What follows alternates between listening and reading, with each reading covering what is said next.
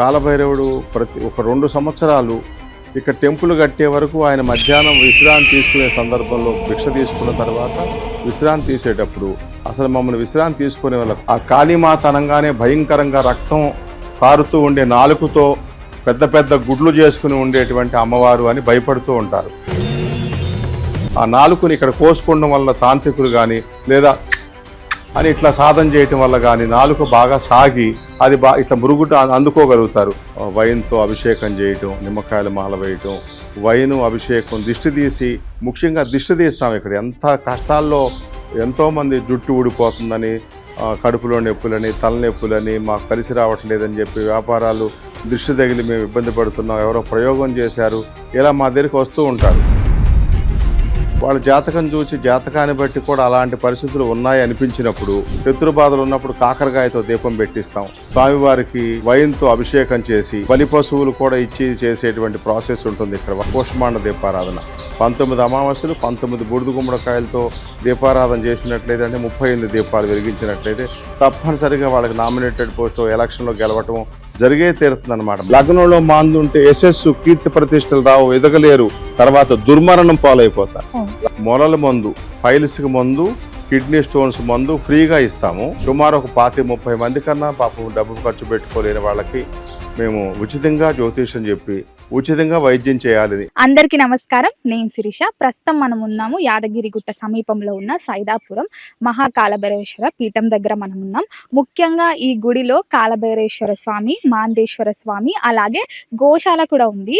మాందేశ్వర స్వామి గురించి వినడం కొత్త అనుకుంటా, ఎందుకంటే మన తెలంగాణలో కూడా ఎక్కడా లేదు. ఫస్ట్ టైం మన తెలంగాణలోనే మాందేశ్వర స్వామి యొక్క ప్రతిష్టాపన ఇక్కడ జరిగింది. ఇక్కడికి వచ్చిన భక్తులు ప్రతిదీ కోరుకున్న వారికి అందరికీ కొంగు బంగారం చేస్తున్నారంట. భైరవంతో పాటు ఆమె సతీమణి అమ్మవారు కూడా ఉన్నారు ఇక్కడ. సో ఇక్కడ ప్రతి వారు విశేషంగా చాలా మొక్కులు మొక్కుకుంటున్నారు, చాలా ముడుపులు కడుతున్నారు. ఏకంగా వాళ్ళు ఏదైనా కాగితం మీద రాస్తే కూడా అది హోమంలో కాలిస్తే నిజంగా జరుగుతుందని ఇక్కడ భక్తులు తెలియజేస్తున్నారు. ఇలాంటి మంచి పుణ్యక్షేత్రాన్ని మీ ముందుకు తీసుకొస్తున్నాం మేము కూడా. ముఖ్యంగా ఈ ఆలయం అంతా బోధానంద స్వామి గారి ఆధ్వర్యంలో జరుగుతుంది. అలాగే ఎవరన్నా దాతలు ఉంటే కూడా ఆవులకి దత్తత తీసుకొని వారికి నెలకింత పెట్టొచ్చని గురుగారు చెప్పారు. ముందుగా ఇప్పుడు మనం గురుగారితో మాట్లాడి ఈ ఆలయ విశిష్టత ఏంటి, ఇక్కడ ఎలాంటి మొక్కుకోవచ్చు, ఏ రోజులలో విశిష్టంగా పూజలు జరుగుతాయో అన్ని తెలుసుకుందాం. నాతో వచ్చేయండి. నమస్కారం అండి. నమస్తే మేడం. సార్ మీ పేరు? శేఖర్ రెడ్డి మేడం. మేడం మీ పేరు? నాగమణి. నాగమణి గారు ఎక్కడి నుంచి వస్తున్నారు? హైదరాబాద్ నుంచి ఇక్కడికి వస్తున్నారు. ఇంత దూరం అంటే అంత బలమైన కోరిక ఉంది. ఎన్ని రోజుల నుంచి వస్తున్నారు? 8 వీక్స్ నుంచి వస్తున్నాం. 8 వీక్స్ కంటిన్యూగా. అంటే ప్రత్యేకంగా ఏ రోజులలో వస్తారు మీరు ఇక్కడికి? శనివారం ఉదయం. ఎందుకు శనివారం అని ముఖ్యంగా? ఈ పూజ గుళిక కాలంలో చేయాలనేది ఒక ప్రాసెస్ ఉంది. అందుకోసం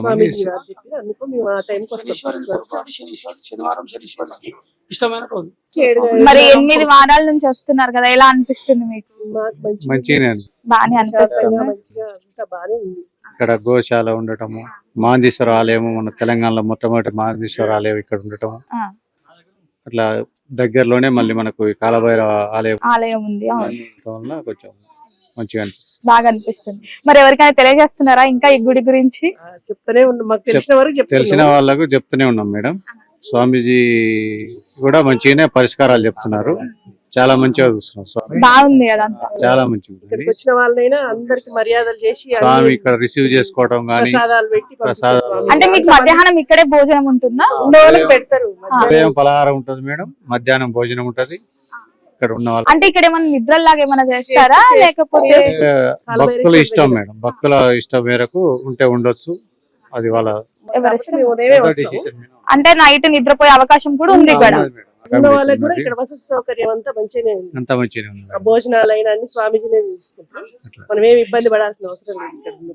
గోశాల మాత్రం చాలా మంచిగా ఉంది. ఇక్కడ గోశాలకు దాతలు కూడా కావాలంటున్నారు, మీరు కూడా సహాయం చాలా ఇబ్బంది పడుతున్నారు. గోశాల ఎవరన్నా దాతలు ఉంటే మంచిదని స్వామివారు కోరుతున్నారు. ఇక్కడ వచ్చినంటే ఉదయం వస్తే మధ్యాహ్నం వరకు కూడా ఇక్కడే ఉండాలని, ప్రశాంతంగా ఉండాలనిపిస్తుంది. మధ్యాహ్నం ఉండాలంటే ఏమి ఇబ్బంది లేదు, భోజనాలు కూడా పెట్టి పంపిస్తారు స్వామివారు 12 గంటలకు. ఎవరు చెప్పారు ఈ గుడి ఇక్కడ ఉందని? మాకు వేరే పూజారి బాబుకి చూపించినప్పుడు చేయించాలి అని చెప్పారు, కానీ అక్కడ అరకోణం దగ్గర మంగళగిరిలో ఉంది అని తెలుసు, కానీ ఇక్కడ ఉంది అని నాకు యూట్యూబ్ ద్వారా తెలిసింది. ఒకసారి స్వామి గారిని ఫోన్ లో మాట్లాడితే ఆయన చేస్తానన్నారు. అందుకని ఇక్కడ చేయించుకుంటే ఇక్కడ దగ్గరగా మనమే చేయొచ్చు కదా, పిల్లలే స్వయంగా చేసుకుంటారనే ఉద్దేశంతో ఇక్కడికి వచ్చి చేయించుకుంటాం. అంటే ఎన్ని వారాలు అవుతుంది మీరు వచ్చి ఇక్కడికి? First time? ఇదే మొదటిసారి. ఎలా అనిపిస్తుంది మరి గుడి వాతావరణం అంతా? ప్రశాంతంగా అసలు మంచిగా అనిపిస్తుంది వాతావరణము. ఆయన చెప్పిన విధానము బాగా అనిపిస్తుంది. పల్లె వాతావరణము, ఇక్కడ ఉన్న ఈ పొల్యూషన్ లేకుండా మంచిగా అనిపించిందా? మనకు వచ్చినప్పుడు అనిపిస్తుంది కదా ఇక్కడికి వస్తే మన సమస్యలు తీరిపోతాయి అని ఒక హోప్ వస్తుంది కదా. ఛాయాగ్రహం ఆయన ఏ విధంగా వివరించి ఎవరు మాందేశుడు, ఎందుకు ఇలా పూజిస్తున్నారు అని చెప్పే విధానాన్ని బట్టి మంచిగా ఒక సంతోషం కలిగింది ఇక్కడ వరకు వచ్చినందుకు. అంటే ఫస్ట్ టైమా ఇక్కడికి రావడం మీరు? 3 వారాలు. 3 వారాలు అంటే 3 వారాలు ఖచ్చితంగా రావాలా? ఇక్కడ మొక్కుకున్నన్ని వారాలు ఖచ్చితంగా రావాలా ఇక్కడికి? మ్యారేజ్ మన తెలంగాణలో మాందేశ్వర స్వామి గుడి ఎక్కడా లేదు. ఈ సైదాపురంలో బోధానంద స్వామి గారు ఇక్కడ ప్రతిష్ఠించారు. ముఖ్యంగా ఈ మాందేశ్వర స్వామి గారిని నవగ్రహాలు పూజిస్తే ఎంత ఫలితం దక్కుతుందో ఈ మాందేశ్వర స్వామి వారిని దర్శిస్తే కూడా అంతే ఫలితం దక్కుతుందంట.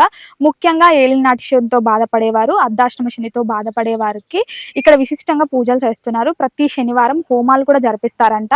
వ్యక్తిగతంగా ఎవరన్నా ఎలాంటి ప్రాబ్లమ్స్ ఉన్నా ఇక్కడ వచ్చి హోమాలు చేయించుకోవచ్చు, పూజలు కూడా చేయించుకోవచ్చు.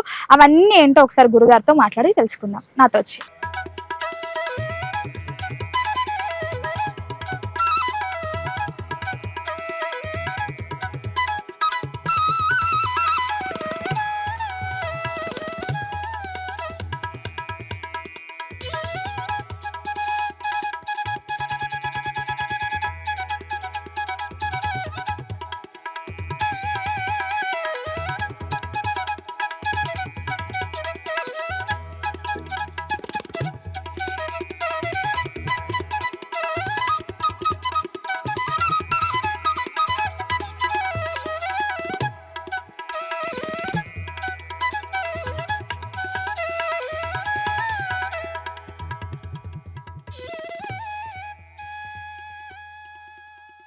గురుగారు, ముఖ్యంగా మన తెలంగాణలో మాందీశ్వరుడు ఫస్ట్ ఆలయం అనుకుంటా కదా ఇది? అవునమ్మా. మరి మాందీశ్వరుడు అంటే అసలు ఎవరు, ఆయన విశిష్టత ఏంటంటారు? మీకే ఎందుకు మాందీశ్వరుని ఇక్కడ ప్రతిష్ఠించాలనిపించింది? చాలా మంచి అద్భుతమైన ప్రశ్న అమ్మా. నా మనసులో ఉండేది ప్రజలందరికీ తెలియజెప్పేదానికి ఇది ఒక మార్గం. నాకు లగ్నం నుంచి వేయంలో మాంది ఉన్నారు. మేము చల్లా సిద్ధాంత గారి దగ్గర జ్యోతిష్యం నేర్చుకునేటప్పుడు నా చిన్నతనంలో 16-17 ఏళ్ల వయసప్పుడు మేము గణించే విధానం నవగ్రహాలు, లగ్నము, మాంది, గుళిక, యమ, ఇంద్ర, వరుణ గ్రహాలు, యూరేనస్, నెప్ట్యూన్, ప్లూటో అంటారు కదా, ఆ వాటిని బట్టి మేము నేర్చుకున్నాము. వాటినే మేము ప్రజలకు కూడా జ్యోతిష్యం చెప్పేటప్పుడు చూడటం, ప్రజలను కూడా మాంది ఎక్కడ ఉన్నారు, తమిళనాడులో తిరునెల్వేలిలో ఉన్నారు, కుంభకోణంలో ఉన్నారు, తిరువాలుంగాడని అరక్కోణం దగ్గర పక్క ప్రాంతంలో ఉన్నారు. మేము మా జాతకంలో మాంది 12లో ఉన్నారు కాబట్టి విదేశాలు వెళ్ళే ఆలోచన ఎప్పుడూ సక్సెస్ అవ్వట్లేదు కనుక విదేశాలు వెళ్ళేదానికి మాంది 12 ఉంటే దూరదేశం వెళ్ళి కష్టపడతారు వెళ్ళిన వాళ్ళు. అదే ఆలోచనలో నేను మాంది దగ్గరికి అనేక సందర్భాల్లో వెళ్ళినప్పుడల్లా చాలా వ్యయ ప్రయాసలు, ముఖ్యంగా వ్యయ ప్రయాసల కంటే కూడాను అక్కడ సరైనటువంటి రెస్పాన్స్ లేదు. తర్వాత ఒక అరగంట 30 గంటలోనూ మనం అక్కడ కూర్చోబెట్టి మన తరపున బ్రాహ్మణ్యం పూజ చేసేయటం జరుగుతుంది. నాకెందుకు అసంతృప్తిగా ఉండేది. కానీ ప్రతిష్ఠించాలనే ఆలోచన ఆ కాలంలో రాలేదు. ఈ మధ్య కాలంలో 2024 డిసెంబర్ 25వ తేదీన మంగళగిరి శ్మశాన వాటికలో చింతా రుక్మాంగదరావు గారు అనే పండితులు, ముఖ్యంగా ఆయన మాందిని ప్రధానంగా విశ్లేషణ చెబుతూ ఉంటారు జాతకాన్ని, ఆయన అక్కడ ప్రతిష్ఠించారని తెలిసిన తర్వాత ఆయనతో నాకుండే పరిచయం వల్ల చాలాసార్లు ఇంచుమించు ఒక 5-6 నెలల్లో ఒక 60-70 పైచిలుకు సార్లు ఫోన్ చేసి ఆయన్ని ఒప్పించి, అంతేకాకుండా కుంభకోణంలో తెలుగు కూడా వచ్చినటువంటి మాందీశ్వరాలయంలో పనిచేసే దేవాలయ పూజారుల్ని, ఆగమ శాస్త్ర విధానాన్ని, మాందీశ్వర ఆగమ ప్రకారంగా ఏం ప్రతిష్ఠించేటప్పుడు ఏమేం పదార్థాలు వాడాలి, విగ్రహం ఎలా ఉండాలి, లింగ రూపంలో ఉండేది ఎలా ఉండాలి, ఇలాంటివన్నీ తెలుసుకుని మనం 2025 సంవత్సరం జూన్ నెలలో మనం ఇక్కడ ఈ ప్రాంతంలో ప్రతిష్ఠించడం జరిగిందమ్మా. చాలామంది ఇతర ప్రాంతాలు, తమిళనాడు ప్రాంతం వెళ్ళి పూజించుకుని వచ్చిన వాళ్ళు కానీ నేను కానీ అక్కడ సంతోషపడలేదు. చాలా దూరాభారం వల్ల చాలా ఖర్చులు, కనీసం ఒక 50,000 లేకుండా తమిళనాడు వెళ్ళి ఆ పూజలు అవన్నీ చేసుకుని కుటుంబ సమేతంగా రావాలంటే చాలా కష్టం. కారులో వెళ్ళాలి, ట్రైన్లో వెళితే ట్రైన్ దిగిన దగ్గర నుంచి మళ్ళీ అనేక చిన్న చిన్న ప్రయాణాలు చేసేటువంటి పరిస్థితులు ఉంటాయి. తర్వాత లాంగ్వేజ్ ప్రాబ్లం. ఇలాంటి పరిస్థితుల్లో ఆంధ్రాలో మంగళగిరిలో పెట్టారు కనుక తెలంగాణలో మనం ఎందుకు స్థాపించకూడదు అనేటువంటి ఆలోచనతో మనకు విస్తార భూభాగం కూడా మన ఆశ్రమంలో ఉంది. ఎలాగో భైరవేశ్వరుల వారికి చాలా నిష్టగా మనం పూజాధికారులు నిర్వర్తిస్తున్నాం కాబట్టి ఆ పూజారులు ఏం చెప్పారు, కుంభకోణంలో పూజారులు ఒకవేళ మీరు ప్రతిష్ఠిస్తే చాలా నిష్టగా చాలా ఆయనకు చేయవలసినటువంటి విధి విధానాలను అనుసరించకపోతే చాలా దోషం, తర్వాత మీ తర్వాత ఇంకెవరైనా దాన్ని నిర్వర్తించే వాళ్ళు ఉండాలి, ఆ గుడి పాడుపడకూడదు అని చెప్పారు. నా తర్వాత నేను పెంచుకున్న హెయిర్ నాకు నాగరాజ్ అని నేను ఒక కురాన్ని పెంచుకున్నాను. అతనికి ఒక కొడుకున్నాడు. ఇంకో 50-60 సంవత్సరాల తర్వాత మాందేశుల వారే తెచ్చుకుంటారు, ఈ కాలం అంతా నేను సిద్ధపరిచి ఉంచాను కదా అన్న ఆత్మతృప్తితో పట్టుదలతో ఎంతో వ్యయ ప్రయాసలకు వచ్చి ఇక్కడ మీరు చూసే ఈ దేవాలయం ఇప్పుడు నిర్మాణంలో ఉన్న దేవాలయం అంతకుముందు ఒక చిన్న దిమ్మ మీద తగిన పదార్థాల లోపల యంత్రాల ఉంచి లింగరూపంగా ఉండేటువంటి మాందేశుడి వారిని ప్రతిష్ఠించడం జరిగింది. ఇది ప్రతిష్ఠించే దానికి ఉద్దేశం అమ్మా. అసలు మాందేశ్వరుడు ఎవరు అనే ప్రశ్నకి మాందేశ్వరుడు వారు శనీశ్వరుడు వారికి 2 భార్యలు, ఒక భార్య మందాదేవి, ఒక భార్య జ్యేష్ఠాదేవి. మందాదేవికి శనీశ్వరుడు వారికి పుట్టినటువంటి వాడు మాందీశ్వరుడు అనమాట. ఈశ్వర శబ్దం ఎవరికైతే ఉందో వాళ్ళకి మోక్షం కూడా ఇచ్చే శక్తి కలిగిన వాడు. ఆయన ఛాయాగ్రహం అన్నమాటే గాని ఆయన శనీశ్వరుడు, నందీశ్వరుడు, సుబ్రహ్మణ్యేశ్వరుడు, మహేశ్వరుడు, చండీశ్వరుడు, భైరవేశ్వరుడు, ఇట్లా మాందీశ్వరులు అనేటువంటి వెంకటేశ్వరులు, ఇలా 8 మందికి 7 మందికి 8 మందికి ఈశ్వర శబ్దం ఉంది. ఈశ్వర శబ్దం ఉన్నప్పుడు సాలోక్య, సారూప్య, సాహిత్య, సాష్టిత్వ 5 పదవులే కాకుండా సాలోక్యము, సారూప్యము, సాహిత్యము, సాష్టిత్వము, ఈ సామీప్యము అనే ఇవే కాకుండా మోక్షాన్ని కూడా ఇచ్చే శక్తి కలిగిన వాళ్ళు. మహాకామేశ్వరికే ఈశ్వర శబ్దం ఉంది, త్రిమూర్తుల్లో ఈశ్వర శబ్దం మహేశ్వరునికి ఉంది, మిగతా వీళ్ళందరూ కూడా ఈశ్వర శబ్దం. ఆయన ఇంద్రజిత్తు యొక్క పుట్టుకుని అపసవ్యం చేసేదానికోసం రావణాసురుడు ఏం ఆలోచించాడు, నేను తపోధనుణ్ణి, నా కుమారులు అలాంటి వాళ్ళు కాకపోతే ఎలా, పుట్టుకతోనే అంత శక్తివంతుని చేద్దామని నవగ్రహాలన్నింటినీ ఏకాదశి స్థానంలో ఉంచి ప్రయత్నించారు.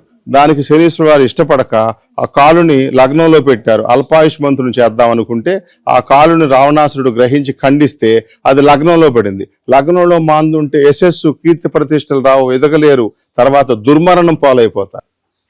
లగ్నంలో మాంది ఉంటే ఆ జీవితంలో సాఫల్యతను పొందలేకపోవటమే కాకుండా దుర్మరణం పాలవుతారు. మనం చూసా రైలు కింద పడి చనిపోయారు, ఏదో గుర్తు తెలియని శవాలు, ఇలాంటి దుర్మరణాలు పొందిన వాళ్ళు ఉంటారు కదా, కాల్చుకు చనిపోయారు, ఉరివేసు చనిపోయారు, యాక్సిడెంట్స్లో నజ్జు అయిపోయారు, ఇలా చెబుతూ నీటిలో పడి మునిగారు, శవం గల్లంత అయిపోయింది, అసలు మరణమే మిస్టరీ అనేటువంటిది. ఇట్లాంటివన్నీ కూడా లగ్నంలో మాంది ఉన్నప్పుడు ప్రధానంగా జరుగుతాయి అన్నమాట. గురుగారు, ముఖ్యంగా మరి ఈ ఆలయంలో మాందేశ్వరుడికి విశిష్టంగా ఎట్లాంటి పూజలు చేస్తారు, ఏ రోజులలో పూజలు చేస్తారు? ప్రతి గుళిక కాలంలో పూజ చేయొచ్చు అమ్మా. ఆయనకి పూజ చేయవలసి ఉంటుంది, సంస్థాగతంగా మేము చేస్తాము. ప్రజలందరికీ మట్టుకు శనివారం నాడు గుళిక కాలంలో, అంటే ఆ గంటన్నరలోనే అవ్వదు, ఇతర ప్రాంతాలకు వెళ్ళినప్పుడు అరగంట 30 గంటలో పూర్తి చేస్తున్నారనే కదా మేము చక్కగా శాస్త్రంగా చేస్తున్నాము. శనివారం నాడు సూర్యోదయం నుంచి 1 గంటన్నర గుళిక కాలం, ఆ గంటన్నర కంటే కూడా ఇంకో గంటన్నర పడుతుంది.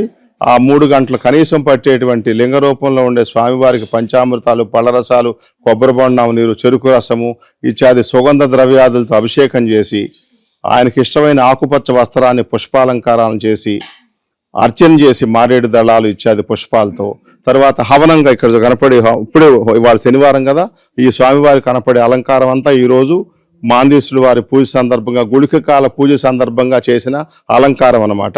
ఇక్కడ హవనగుండం కూడా చూచారా, స్వామివారికి బూడిద గుమ్మడికాయలను బలిహరణంగా ఇస్తారు. బూడిద గుమ్మడికాయలతో ఎర్ర ఒత్తి, నల్ల ఒత్తి వేసి దీపారాధన చేస్తారు.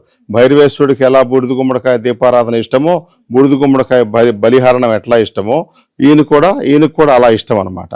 ఆ విధంగా చేస్తాం అనమాట మేము. గురుగారు, ముఖ్యంగా ఇంతకుముందు మనం మాట్లాడుకున్నప్పుడు కాలభైరవ స్వామి గురించి విశేషంగా అక్కడ అమావాస్య రోజు పూజలు చేస్తారన్నారు కదా, మరి మాందేశ్వర స్వామికి విశేషంగా శనివారమేనా, ఇంకే రోజులలో కూడా? ప్రతి గుళిక కాలం విశేషమేనమ్మా. శనివారం గుళిక కాలం చాలా విశేషం. అంతేకాకుండా వారి జాతక రీత్యా వారి జన్మ నక్షత్రం శనివారం వస్తే మరీ విశేషం.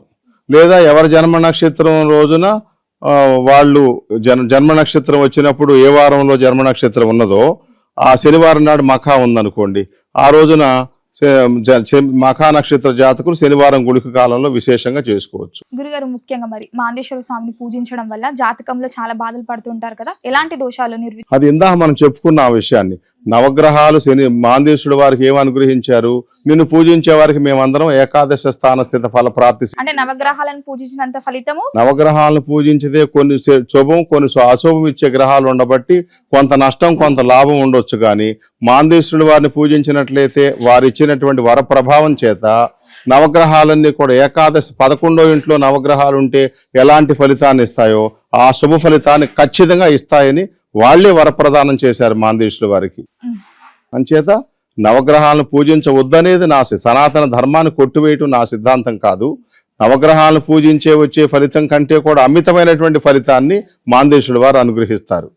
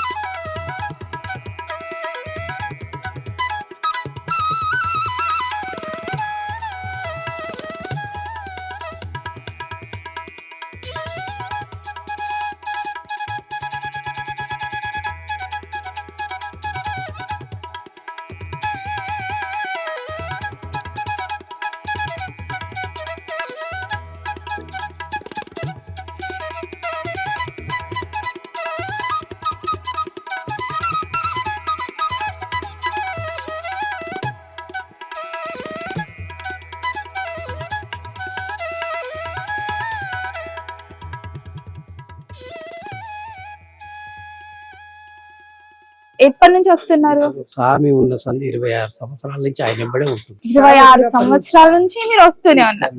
చాలా మంచి జరిగి ఉంటది. ఇక్కడ ఉండే మొదలు ఇక్కడ మేము ఆశ్రమం తీసుకున్నాం. ఆశ్రమం తీసుకున్నాక మొదలే మేము కాలభైరవుడు చేసినాం.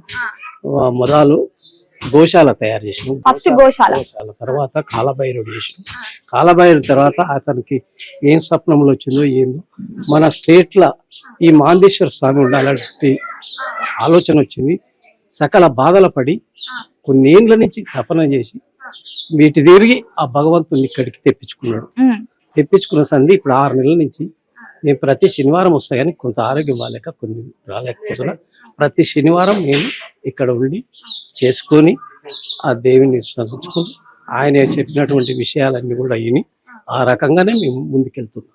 మరి మీరు గురుగారితో అప్పటి నుంచి ఉంటున్నారు కదా, ఇప్పటి వరకు ఈ డెవలప్మెంట్ అంతా చూసారు. ఇప్పుడు భక్తులు ఎక్కువ పెరుగుతున్నారు. ఎట్లాంటి సౌకర్యాలు ఇస్తున్నారు మరి మీరు? మేము మొదటి నుంచి ఇక్కడ అన్నదానం ఉంటుంది. 10 మంది వచ్చినా 20 సంవత్సరాల కింద కూడా 10 మంది వచ్చిన అన్నదానమే. అప్పుడు నుంచి ఎప్పుడు వచ్చిన అన్నానికి కొరత ఆయన చూడడు, సౌకర్యాల కొరత చూడడు. ఇప్పుడు మంది ఈ భగవంతుడు వచ్చేసింది కొన్ని బాధలు అవుతున్నాయి, మంది ఎక్కువ వస్తున్నారు, భక్తులు ఎక్కువ వస్తున్నారు, భక్తులతో కొన్ని పనులు జరుగుతున్నాయి, వాళ్ళకు కూడా మంచిగా అనిపిస్తుంది. వాళ్ళందరూ కూడా రాగలుగుతున్నారు. బోధానంద గారి సారికి కోపం అనేది ఉండదు. అందరూ నా వాళ్ళే, ఇన్నోడంటే నేను అంతా నా వాళ్ళే, అందరూ నా వాళ్ళే. అందరికి సౌకర్యం ఇస్తా, అందరినీ తినిపోండి, మీరు భోంచేయండి, వెళ్ళొద్దు అనేది ఆయన ఒక కల్పితం. మొదటి నుంచి ఈనాడు కాదు, 26 సంవత్సరాలు 10 మంది ఉన్న సంధి కూడా మేము తింటూనే ఉన్నాం.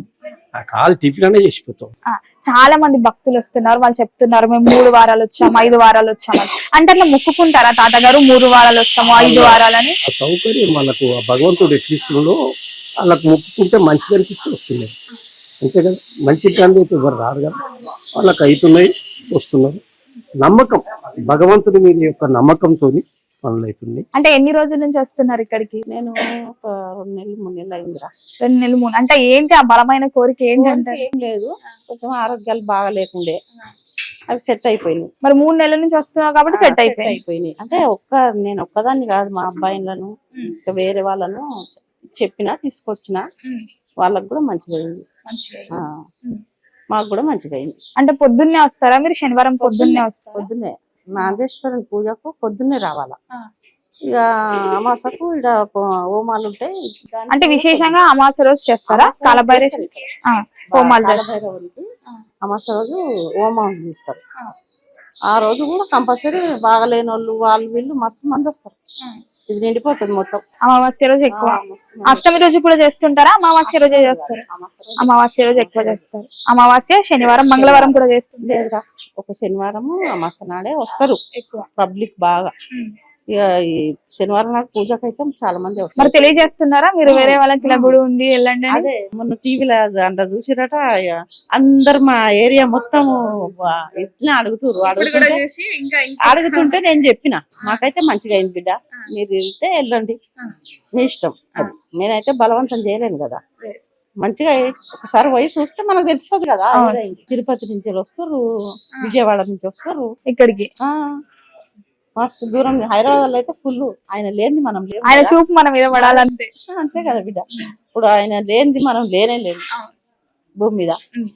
ఏదైనా ఆయన నడిపిస్తే నడుస్తాం మనం. మనదేముంది మానవరం అంతే. ప్రస్తుతం మనతో పాటు ఉన్నారు స్వామీజీ గారు, బోధానంద గారు. గురుగారితో మాట్లాడదాం.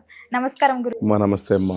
గురుగారు, ఇక్కడికి వచ్చినప్పటి నుంచి నేను కూడా చూస్తున్నాను వాతావరణం, చక్కటి వాతావరణం, మా పక్షులు, గోశాల వెనుక చాలా మందితో కూడా నేను మాట్లాడే ఇక్కడికి వచ్చినప్పటి నుంచి చాలా బాగుంది, బాగా జరుగుతుంది, అన్ని ప్రతి ఫెసిలిటీస్ కూడా బాగున్నాయని. మరి ముఖ్యంగా ఒకసారి మీ మాటలో కూడా చెప్పండి, ఈ ఆలయం ఒక విశిష్టత ఏంటంటారు అసలు? అమ్మా, ఆలయం అంటే ఫస్ట్ అసలు మాది గోశాల. ఫస్ట్ గోశాల నుంచి స్టార్ట్. ఫస్ట్ అసలు కిరాయి గృహంలో యాదగిరిగుట్టలో ఉండేవాళ్ళం. ఒక 24 గోవులతో మేము ఈ స్థలం తీసుకుని ఇక్కడ ఈ స్థలంలో రావటం జరిగిందనమాట. 24 గోవులతో ఉన్నటువంటి మొదలైనటువంటి మా ప్రస్థానం ఇప్పుడు సుమారు కొన్ని వందల గోవులు బయట ప్రజలకు దానం చేశాము, రైతులకి. తరువాత ఇప్పుడు ఒక 63 గోవులతో గోశాల నడుస్తుంది. 2013లో ఇక్కడికి వచ్చి స్థాపించడం జరిగింది. మీరు ఇప్పుడు చూసినటువంటి సైదాపూరు స్వామి ఇక్కడికి వచ్చినప్పటి నుంచి 2013 నుంచి 2014 ఏప్రిల్ 17న పట్టాభిషేకం చేసుకుని ఆ పీఠానికి అధివసించడం జరిగిందనమాట. తర్వాత మాకు కాలభైరవుడు అమ్మవారు ఇష్టదైవాలు. కాలభైరవుడు ఒక 2 సంవత్సరాలు ఇక్కడ టెంపుల్ కట్టే వరకు ఆయన మధ్యాహ్నం విశ్రాంతి తీసుకునే సందర్భంలో భిక్ష తీసుకున్న తర్వాత విశ్రాంతి తీసేటప్పుడు అసలు మమ్మల్ని విశ్రాంతి తీసుకునే వాళ్ళ కొంచెం కలత నిద్రలో కూడా ఆ భైరవ తాండవం లాగా ఏదో కొన్ని అలా అనిపించేవి, సత్యంగా నిజంగా. తర్వాత రాజమండ్రి కాలభైరవ గురువు అని ఒక ఆయన ఉన్నారు. ఆయన నాకు ఉపగురువులు. ఆయన దగ్గరికి వెళ్ళి చెబితే ఆయన అన్నారు, కాలభైరవుడు పూర్వం అక్కడ ఉంటారు, ఆ స్థానం కాలభైరవ క్షేత్రం, అది నువ్వు మహాకాలభైరవ శక్తిపీఠం అని స్థాపించి నేను ఒక విగ్రహం పంపిస్తాను. ఇప్పుడు మీరు చూసే విగ్రహం, పూజలు అందుకునే విగ్రహం ఆయన పంపించింది. కాలభైరవ గురువు అంటే చాలా పెద్ద కీర్తమ్మ ఆయన, మా ఉపగురువులు. ఆయన ఆ విగ్రహాన్ని పంపించారు. ఆ విగ్రహాన్ని ప్రతిష్ఠించడం జరిగింది.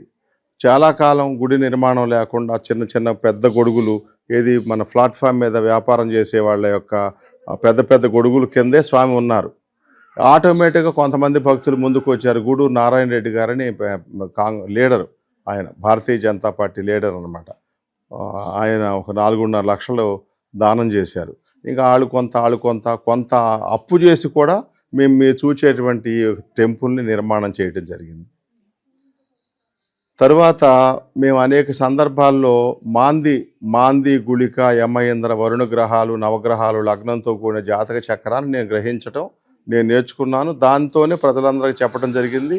అందరినీ తమిళనాడు ప్రాంతం పంపించవలసి వచ్చేది మాందేశ్వర టెంపుల్ మాందేశ్వరుడు కోసం. అందుకని తర్వాత మెల్లగా మాందేశ్వర ఆలయాన్ని కూడా మన దగ్గరే చింతారు ఉక్మాంగతరావు గారని మంచి మాందేశ్వరుడి భక్తులు ఆయన ద్వారా మేము ఇక్కడ ప్రతిష్ఠించడం జరిగింది. ఇప్పుడు మీరు చూసినటువంటి లింగ రూపంలో ఉండే స్వామి టెంపుల్, నిర్మాణంలో ఉండే టెంపుల్ మాందేశ్వరాలయం. అంటే ఈ క్షేత్రంలో మహాకాలభైరవ శక్తిపీఠంలో మాందేశ్వరాలయము, స్వామి బోధానంద గోసేవాశ్రమం అనేటువంటి 3 సంస్థలు నడపబడుతూ ఉన్నాయమ్మ.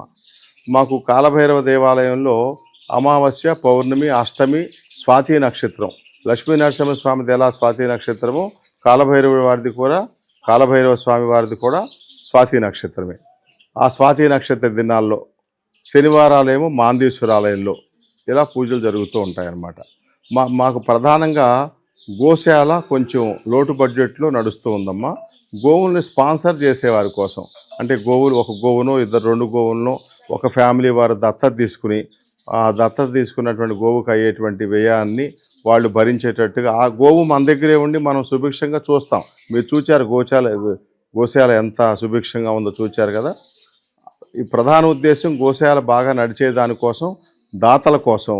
కాలభైరవ దేవాలయం ఇక్కడ ఉంది, మాందేశ్వరాలయం ఇక్కడ ఉందని చెప్పేసి ప్రజలకు తెలియదు కనుక ఆ ప్రజలందరికీ తెలియజెప్పే ఉద్దేశంతో మేము ఉన్నామమ్మా. గురుగారు, విశేషంగా మరి మీరు కొన్ని రోజులు చెప్పారు, అమావాస్య, పౌర్ణమి అని చెప్పి, ఎలాంటి పూజలు జరుగుతాయి ఆ రోజు ఇక్కడ?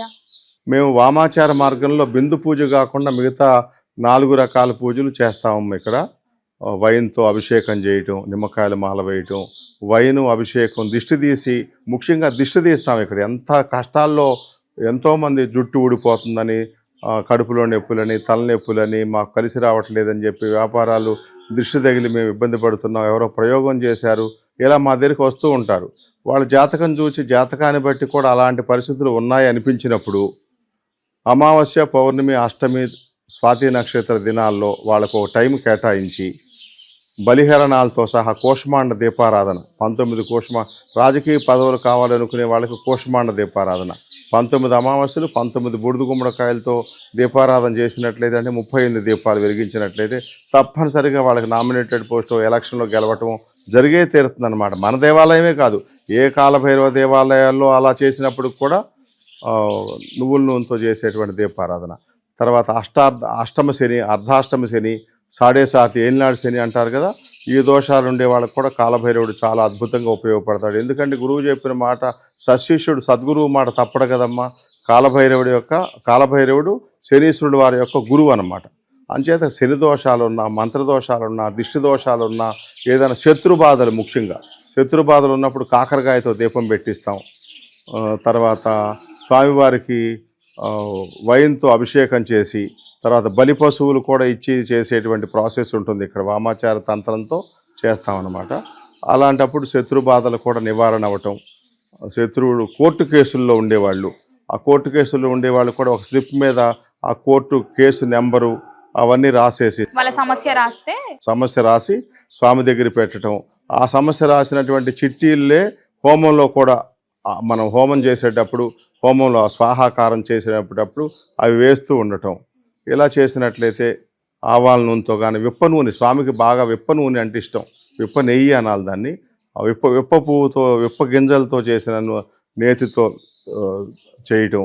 తర్వాత అల్లము, వెల్లుల్లి, శొంఠి, మిరియాలు, తెల్లావాలు, వీటితో ఆ కోర్టు కేసు నెంబరు ఇవన్నీ వేసి ఆ పదార్థాలతో పాటుగా ఆ పేపర్ని భుజపత్రి మీద, కాగితం మీద రాసినటువంటి వాటిని కూడా ఆ హోమగుండంలో వేయటం వల్ల కూడా ఆ సమస్యలన్నీ పరిష్కారం అయిపోతాయమ్మా. తప్పనిసరిగా పరిష్కారమైన వాళ్ళు ఎంతోమంది, మీతో కొంతమంది మాట్లాడారు. గురుగారు, చాలా మంది చాలా దూరాల నుంచి వస్తున్నారు, మెయిన్లీ హైదరాబాద్ నుంచి కూడా వస్తున్నారు, ఇంకా చాలా దూరంలో ఉన్న వాళ్ళు రాలేదు. అవును, చాలా దూరం నుంచి వస్తారు. మరి మీరు ఎలాంటి సౌకర్యాలు ఇవ్వగలుగుతారు వాళ్ళకి? అంటే ఆన్లైన్ లో జాతకాలు చెప్పడం అలాంటివి ఏమైనా జరుగుతాయి? అయితే ఇక్కడికి వచ్చే వారి కోసం రూములు నిర్మాణం లేదు, 2-3 రూములే ఉన్నాయమ్మా.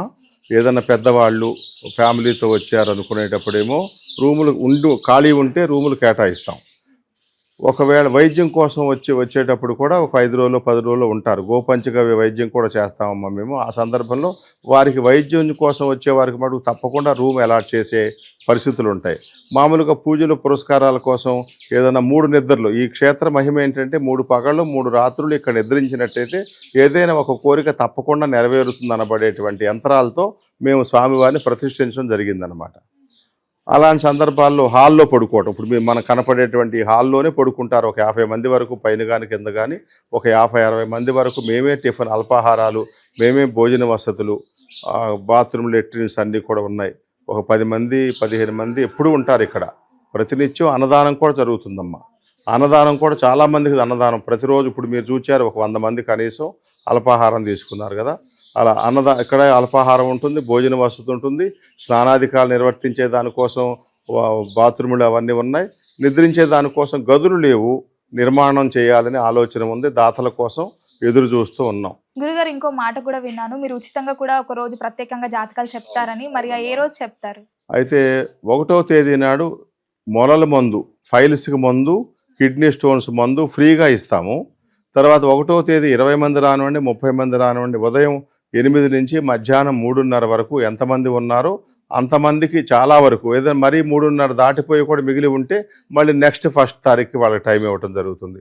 సుమారు ఒక 25-30 మంది కన్నా పాపం డబ్బు ఖర్చు పెట్టుకోలేని వాళ్ళకి మేము ఉచితంగా జ్యోతిష్యం చెప్పి ఉచితంగా వైద్యం చేయాలని, ఇంకా మా ట్రస్ట్కి బాగా నిల్వ ధనం లేదు కానీ బాగా ధనం ఉన్నట్టయితే, మాకు డోనర్స్ ఎక్కువ మంది లేరు, మేము మొదటి నుంచి నేను మీతో ప్రస్తావించేది, మేము గోశాల నడిచే దానికోసం, స్పాన్సర్ చేసేవారి కోసం, దత్త తీసుకునే వారి కోసం, దానం చేసేవారి కోసం ఎదురు చూస్తూ ఉన్నాము.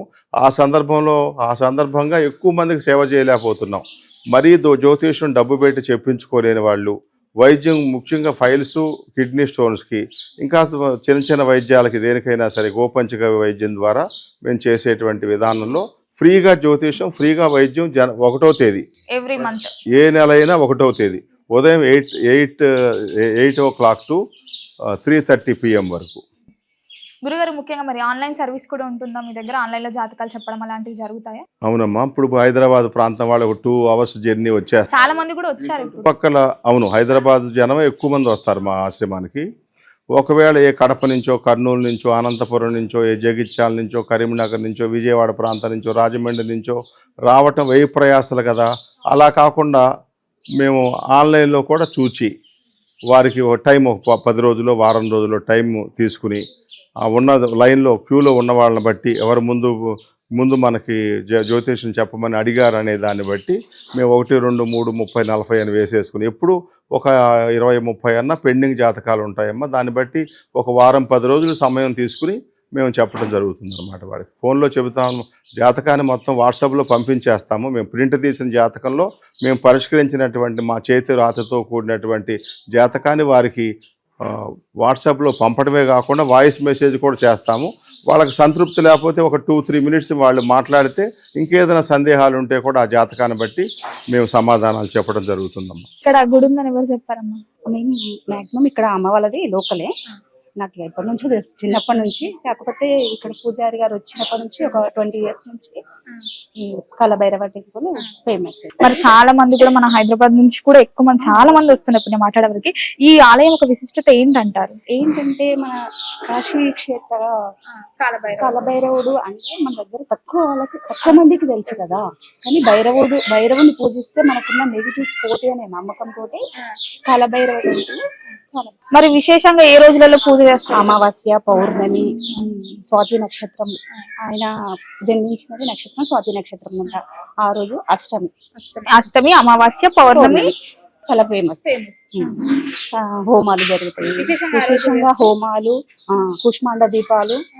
చాలా వాళ్ళు ఎలాంటి కోరికలు కోరుకున్నా కుష్మాండ దీపం పెడితే వాళ్ళ కోరికలు నెరవేర్తాయి అనే నమ్మకంతో టెంపుల్కి వచ్చి చేసుకుంటాం. అమ్మ, చాలా మంది నేను అడిగా, ఇక్కడ మేము వచ్చి 3 వారాలు అవుతుంది, 5 వారాల నుంచి మేము వస్తున్నాం అని అంటున్నారు. అంటే మనం వాళ్ళు మొక్కుకుంటారా ఇన్ని వారాలు వస్తున్నామా, లేకపోతే ఇక్కడ ఆచారం ఇన్ని వారాలు రావాలి? వారాలు అంటే ఇంకా వాళ్ళకున్న నెగిటివ్ ని బట్టి గురూజీ గారు చెప్తారు, మీరు ఇన్ని వారాలు రండి, ఇన్ని అమావాస్యలు రండి, ఇన్ని పౌర్ణమిలో నిద్ర చేస్తే మీకున్న నెగిటివ్ అనేది పోతుంది అని చెప్పి. నిద్ర చేసే సౌకర్యం కూడా ఉంది ఇక్కడ ఉంది. మెయిన్లీ ఏ ప్రాబ్లమ్స్ కి వస్తారమ్మా? ఎక్కువ మంది హెల్త్ ఇష్యూస్, నెగిటివ్స్ ఎక్కువ ఉన్న వాళ్ళు వస్తారు. నరదిష్టి, నరఘోష ఇలాంటివి బాగా. పిల్లలు ముడుపులు కట్టుకోవడం అలాంటివి ఏమైనా ఉన్నాయి? ముడుపులు అనేటివి ఏం లేవండి. మనకున్న నెగిటివ్ పోవడానికి మన ఏజ్ ఎంత ఉంటే అంత నిమ్మకాయల మాల తీసి మనకు నరదిష్టి అనేది తీసేస్తాడు. అంటే మన ఏజ్ ఎంత ఉంటే అన్ని నిమ్మకాయల మాల అంటే ఒక్కొక్క నిమ్మకాయ మాల, ఒక్కొక్క నిమ్మకాయ. మన ఏజ్ 30 years అనుకో, 30 నిమ్మకాయలతో మాల కట్టి మన నెగిటివ్ అనేది తీసేస్తాడు గురూజీ. అది చాలా బాగుంటది. అమావాస్యకు బాగుంటది. అమావాస్యకి అయితేనే నెగిటివ్ పోతుంది, బాగుంటది. ముఖ్యంగా చూసుకుంటే ఈ కాలభైరవేశ్వరి ఆలయంలో ముందుగా కాలభైరవేశ్వరుడు, ఆ శివుడు, మాందేశ్వర స్వామి, అలాగే కాళీమాత ఉన్నారు. మాందేశ్వర స్వామి గుడి సపరేట్గా ఉంది. ఇక్కడ భైరవుని పైన, బిల్డింగ్ పైన ఇక్కడ అమ్మవారి స్వరూపం ఉంది, శక్తి రూపము. సో నేను గురుగారిని అడిగాను, ఎందుకు స్వామివారిని కింద పెట్టారు, అమ్మవారిని పైన పెట్టారని. స్వామివారు ఉగ్రరూపం కాబట్టి ఆయనను శాంతింపజేయడానికి అమ్మవారిని పైనుంచమని చెప్పారు. చాలామంది భక్తులు ఇక్కడ రాహుకాల దీపాలు వెలిగిస్తారంట. ముఖ్యంగా రాహుకాల దీపాలు మంగళవారం రోజు, శుక్రవారం రోజు వెలిగించడం వల్ల వాళ్ళకున్న శని దోషాలైనా సరే, గ్రహ దోషాలైనా సరే, ఏలినాటి శని అంటుంటాం, అష్టమ శని అంటుంటాం, అర్ధాష్టమ శని అంటుంటాం, ఇలాంటి శనులున్నా సరే, సంతానం లేని సమస్యలైనా సరే, ఇంట్లో ఎదుగుదల లేదన్నా సరే, ఈ అన్నిటికీ రాహుకాల దీపాలు వెలిగిస్తారంట. సో ఈ అమ్మవారు ఇక్కడ రాహుకాల దీపానికి చాలా విశిష్టత చూపిస్తున్నారు. కోరిన వారికి కొంగు బంగారం కూడా చేస్తున్నారు. పైన చూచేటువంటి విగ్రహం కాళీమాత విగ్రహం అన్నమాట. ఆ కాళీమాత అనగానే భయంకరంగా రక్తం కారుతూ ఉండే నాలుకతో పెద్ద పెద్ద గుడ్లు చేసుకుని ఉండేటువంటి అమ్మవారు అని భయపడుతూ ఉంటారు. యథార్థానికి అదొక యోగ విద్య, కేచరీ విద్య అన్నమాట. ఆ నాలుకని ఇక్కడ కోసుకోవడం వల్ల తాంత్రికులు కానీ లేదా అని ఇట్లా సాధన చేయటం వల్ల కానీ నాలుక బాగా సాగి అది ఇట్లా మురుగుట అందుకోగలుగుతారు. దాని ప్రయోజనం ఏంటి? లోపల అలా అందుకున్నప్పుడు బాహ్య ఆక్సిజన్తో పని లేకుండా లోపల నడిచేటువంటి సోహం భావం అనేటువంటి బయట ఆక్సిజన్తో కాకుండా అంతరాంతర తారకంగా నడిచేటువంటి ఒక యోగ ప్రక్రియ. అంతే తప్పితే ఆవిడ పెద్ద భూతమో శక్తో అని కాదు. కపాల కంకాళ మాలలు వేసుకోవటానికి కూడా వైరాగ్యానికి చిహ్నం. ఆవిడ భూత గణాది నాయకి గనక, సకల లోకానికి అధిష్టాత గనక, ఆవిడ శ్రీ మహేశ్వరుడి యొక్క పత్ని కాబట్టి ఆ విధంగా ధరిస్తారు తప్పితే అదేదో పెద్ద రాక్షస రూపం అనేటువంటి భయపడే అవసరం ఏమీ లేదు. అదంతా ఒక యోగానికి చిహ్నం, యోగ చిహ్నం అదంతే. అంటే ఎన్ని రోజుల నుంచి వస్తున్నారు? ఫాస్ట్ 1 year నుంచి 1 year నుంచి వస్తున్నారు. 1 year నుంచి టెంపుల్ ఇక్కడే ఉంది. ఇక్కడ అంటే మీకు ఏమంతా మంచి జరిగింది? ఏంటి కోరిక? జాబ్ లో కూడా మంచిగా అనిపిస్తుంది. జాబ్ చేస్తుంది. బాగుందా? ఏమైనా కోరిక ఉందా? ఉంది, ఇంకా తీరలేదు, చూడాలి. ఎలా అనిపిస్తుంది మీకు? బాగుంటది, అంటే కొంచెం పీస్ ఉంటది. ఇక్కడికి వస్తే పీస్ ఉంటది. సాటర్డే వస్తాం. ఇంకేమైనా రోజు పూజలు అలా ఏమైనా జరుగుతుంది? మాందీశ్వర పూజకి అయితే వస్తాం ఎవ్రీ సాటర్డే. అలాగే ఎవ్రీ సెకండ్ సాటర్డే గరుడ హోమం కూడా జరుగుతుంది. ఎవ్రీ సెకండ్ సాటర్డే గరుడ హోమం జరుగుతుంది. మేము ఇదే ఫస్ట్ టైం రావడం. ఎవరు చెప్తారు మీకు ఇక్కడ గుడి ఉందని? నాకు వేరే ఒక సార్ చెప్పిండు, ఇక్కడ మాంది గ్రహం ఉంది, ఇక్కడ మాంది పూజ చేస్తే మంచి జరుగుతుంది అని చెప్తే. అంటే దేనికోసం మాంది పూజ చేస్తున్నారు ఇక్కడ? శని వాళ్ళ కొడుకు మాందీశ్వరుడు. మాందీశ్వరుడు పూజ చేసిన శని ఒకటే ఫలితం ఒకటి అనే ఆలోచనతో ఎక్కడ లేదు. ఇక్కడ ఇదే ఫస్ట్, ఎక్కడ లేదు, ఇక్కడే ఉంది కాబట్టి సరే దర్శనం చేసుకుని పోయి అభిషేకం. లేదు, నేను మా బాబు మా పాప వచ్చారు. ఫస్ట్ టైం వచ్చారు. ఫస్ట్ టైం రాగానే ఎలా అనిపిస్తుంది? చాలా బాగుంది. ఎన్ని రోజుల నుంచి వస్తున్నావు ఈ గుడికి? 2 వారాలు. ఏం కోరిక ఉంది ఇప్పుడు నీకు? నా బిడ్డకు జర గురించి బాధపడి. బిడ్డ ఆరోగ్యం బాలేదా? ఆరోగ్యం మంచిగా అనిపిస్తుందా? మరి 2 వారాల నుంచి వస్తున్నావు కదా, మంచిగా అనిపిస్తుంది.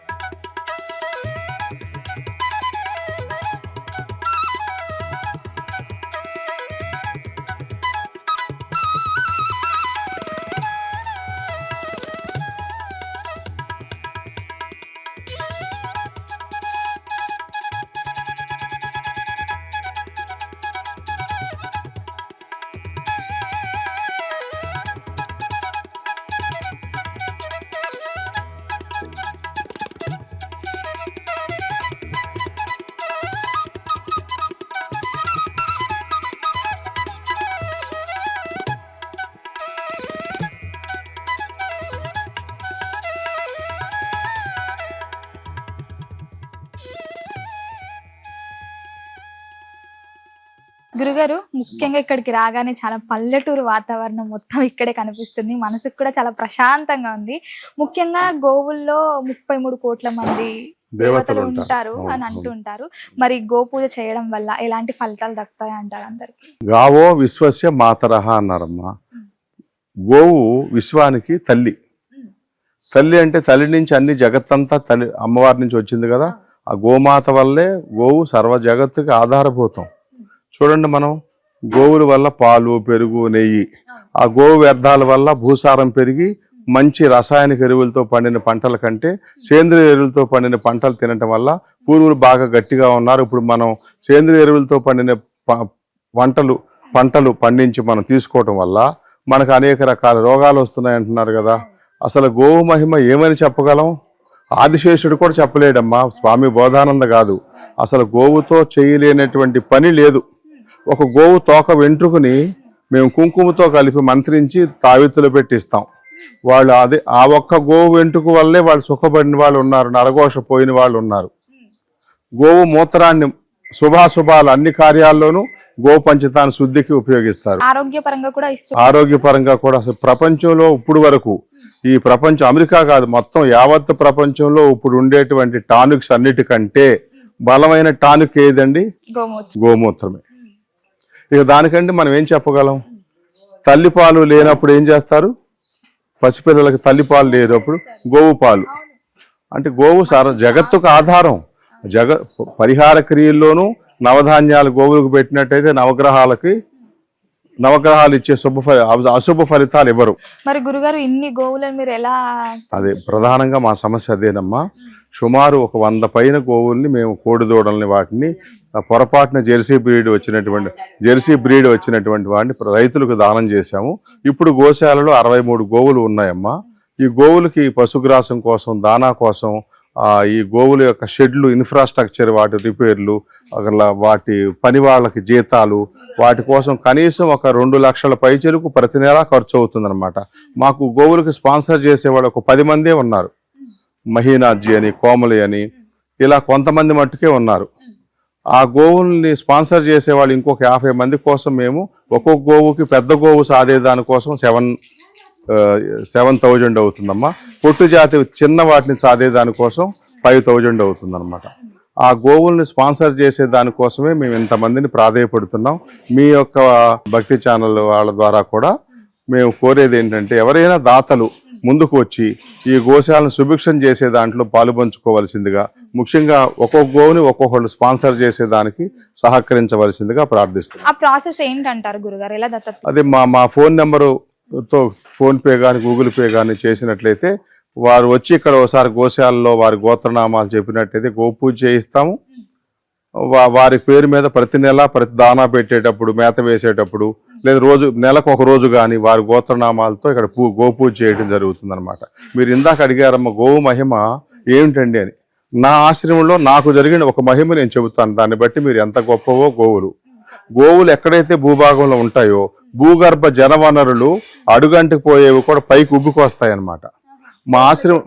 ఈ ఆశ్రమం గోశాల కిరాయి గృహం నుంచి ఇది కొని ఇక్కడికి వచ్చిన కొత్తలో 3 బోర్లు వేయిస్తే 3 బోర్లలోనూ దుమ్ము వచ్చిందమ్మా. ఈ గోవులు ఇక్కడికి వచ్చిన తర్వాత 2-3 నెలలు ట్యాంకర్తో నీళ్లు తెచ్చి చెట్లకి గోవులకి ఉపయోగించేవాళ్ళం. ఒక సందర్భంలో నేను ఆ కేసింగ్ తీయకోకుండా ఉంచినటువంటి దాంట్లో చిన్న రాయి వేశాను. నీళ్లు ఉన్న సౌండ్ వచ్చింది. గోవుల మీద భారం వేసి ధైర్యం చేసి 3 మిషన్లు తెచ్చేసి వేయించేశాను. ఫుల్ నీళ్లు. మరి అంతకంటే గోవు మహిమ నేనేం చెప్పగలను అమ్మా? గోవుని అశుభకార్యాలు శుభకార్యాలకి గోమయ్యని తీసుకెళ్ళి అలుకుతారు. దాంట్లో రేడియేషన్ తట్టుకునే శక్తి కూడా గోవు డంగుకి ఉందని మనం శాస్త్రజ్ఞులు తేల్చారు. రేడియో ధార్మిక కిరణాలు, అతినీలోహిత కిరణాలు, సూర్యుడు ఓజోన్ పొర పోయినప్పుడు అక్కడి నుంచి వచ్చే అతినీలోహిత కిరణాల గురించి కూడా పూర్వకాలంలో ఇంటి మీద, ఇంటి కింద, గోడలకి అంతా కూడాను గోవు పేడతో అలికేవారు. దానివల్ల ఎంతో సూక్ష్మజీవులు, మనకు మంచి చేసే సూక్ష్మజీవులు కాకుండా చెడు చేసే సూక్ష్మజీవులు, చెడు బ్యాక్టీరియా అంతా నశించిపోతుంది. ఈ ఫార్మెంట్ అయినటువంటి మజ్జిగ, పెరుగు వీటిని తీసుకోవడం వల్ల కడుపులో మంచి బ్యాక్టీరియా మట్టుకే ఉండి, మనం ఇప్పుడు యాంటీబయాటిక్స్ తీసుకున్నాం అనుకోండి, మంచి బ్యాక్టీరియా కూడా చెడు బ్యాక్టీరియాతో పాటు చనిపోతుంది. కానీ ఇది తీసుకున్నప్పుడు, పెరుగు అది తీసుకున్నప్పుడు, ఆవుల యొక్క ఆహార పదార్థాలు తీసుకున్నప్పుడు మంచి బ్యాక్టీరియా నిలవ ఉండి చెడు బ్యాక్టీరియా చనిపోతుంది. దానికి ఆరోగ్యపరంగా, శాస్త్రపరంగా, వైద్యపరంగా ఎన్ని రకాలుగా చెప్పగలం గోవు మహిమ. ఆ గోవుల్ని మన మీద మన పరమతాలు పరిపాలించినప్పుడు, పరులు మన దేశాన్ని ఒక 1000 ఏళ్ళు పరిపాలించినప్పుడు ప్లాండ్గా ఈ గోవుల్ని నిర్వీర్యం చేశారు. మన ధర్మంలో, మన యొక్క గృహస్థ ధర్మంలో, మన భారతీయ సంస్కృతిలో, సనాతన సంస్కృతిలో గోవుల యొక్క ప్రాధాన్యతని మెల్లగా ప్లాండ్గా క్షీణింపజేశారు. దాన్ని ఇప్పుడు మన ప్రభుత్వాలు, మన ప్రజలు గ్రహించి మెల్లగా దాన్ని పునరుద్ధరణ చేయడానికి ప్రయత్నిస్తున్నారు. అవుతుందమ్మా. గోమాత చేయలేని పని లేదు ప్రపంచంలో. గురుగారు, ఇంకా ఈ ఆలయం అభివృద్ధి చెందాలని, ఈ గోవులను కూడా దత్తత తీసుకోవాలని మనస్ఫూర్తిగా కోరుకుంటున్నాను. ధన్యవాదాలు. సంతోషం. మేము కోరుకునేది అదే, మీరు వాంఛించేది అదే. చాలా ధన్యవాదాలమ్మా. నమస్కారం.